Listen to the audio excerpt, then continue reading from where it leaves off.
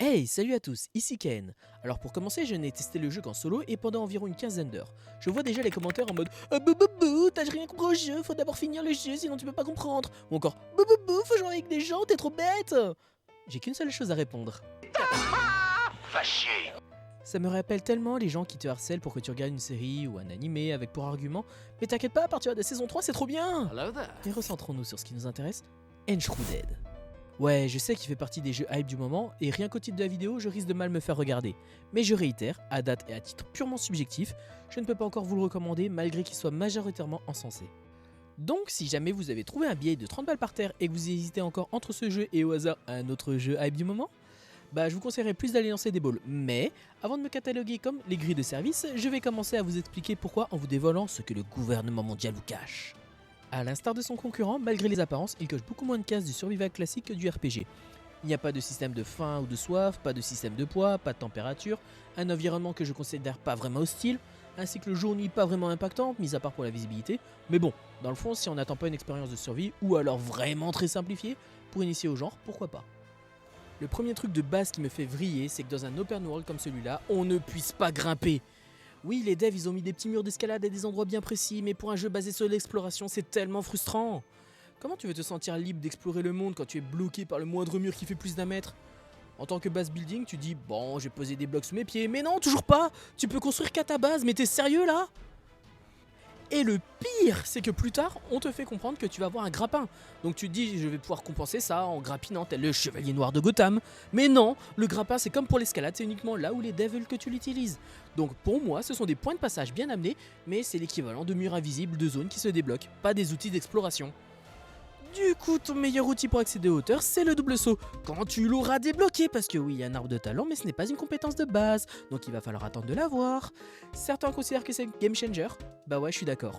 Mais c'est pas le jeu qui devient meilleur, hein. C'est qu'avant c'était insupportable. De souvenir, on n'avait pas une aussi mauvaise idée depuis Rayman sur PS1 qui devait apprendre à courir. La progression, parlons-en. Pour moi, c'est lent. Oui, je sais que j'ai tendance à m'éparpiller, mais passer des heures pour passer un niveau. Quand j'ai découvert le jeu en stream, en 3 heures, je suis passé au niveau 2. D'ailleurs, je trouve que beaucoup de perks de l'arbre de talent devraient être incluses de base. Sans parler du double saut, un magicien et un assassin ne peuvent vraiment pas saisir le concept d'une attaque sautée. Donc à contrario de beaucoup de jeux où tu te spécialises et ton gameplay diffère selon tes persos, tu vas devoir piocher par-ci par-là des compétences et attributs pour avoir un perso qui tient à minima la route. Et pour monter au niveau, il y a bien un système de quête. Bon, pour monter niveau 3, il te faut plus de 3000 XP pendant qu'une quête principale t'en donne 150. Donc les PNJ, ça va t'en dégueuler de la quête et t'en donner plein d'un coup. Ça les rend vraiment très peu pertinentes. Tu vas les voir pulluler sur ta map et ton interface telle des guêpes en été. D'ailleurs, l'interface, c'est tellement pas ma cam. Entre les différentes façons de crafter qui sont parfois dans les menus, parfois avec les personnages, le système de sac à dos et double barre de raccourci, je trouve ça tellement pas intuitif. D'ailleurs, même en solo, il n'y a pas de pause, même dans les menus. En multi, t'as peut-être des potes pour te défendre, mais en solo, tu dois AFK à un endroit pas safe, et bah t'as qu'à te barrer du jeu, sinon tu te bats. Et en parlant de se battre, je trouve que l'impact des armes manque cruellement de punch. Le système de lock de cible est pour moi pas super actif, en plus de rendre la mobilité et le switch de cible pas très fluide. Après, je suppose que c'est plus optimisé pour des joueurs manettes que clavier-souris. Mais ce n'est pas pour autant que je considère que c'est un mauvais jeu. Enshrouded a su me surprendre sur bien des points, surtout en termes de qualité d'immersion. Son sound design est pour moi super appréciable dans ses détails, comme les différents sons selon la surface sur laquelle tu te déplaces, ou les coups des coups de pioche quand tu montes. Et soyez honnête, il est beau. Et c'est vraiment dommage que l'on ne puisse pas personnaliser son expérience.